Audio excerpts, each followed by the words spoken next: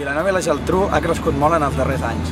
Les polítiques urbanístiques impulsades des del govern tripartit i amb el suport de gran part de l'oposició han fet créixer de manera artificial la ciutat sense tenir en compte les necessitats dels vilanovins. I quin ha estat el resultat? Doncs una Vilanova i la Geltrú amb un punt de sectors urbanístics a mig construir. Una ciutat amb més habitants que llocs de treball i una ciutat amb més places grises que no pas zones verdes. A més, això no ha servit per garantir un mínim accés a l'habitatge, ja que la majoria dels habitatges que s'han construït han estat per especular i per vendre posteriorment. Per vendre i especular i no pas per facilitar l'accés a l'habitatge a tots els vilanovins i a les vilanovines. S'ha acabat l'era de l'especulació, del ciment i de la totxana.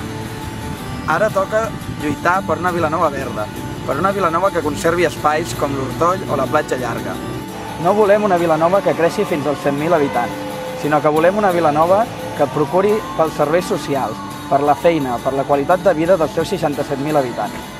A més, creiem imprescindible que es treballi per fer sortir al mercat de lloguer tots els pisos buits que hi ha a la ciutat per augmentar les oportunitats de vivenda de tots els vilanovins. Per això ens cal impulsar un nou pla general. Per això ens cal fer una política activa d'habitatge i un reglament de pisos buits que sancioni l'especulació. Ara toca moure fitxa per una Vilanova habitable. La CUP movem fitxa, mou-la tu també.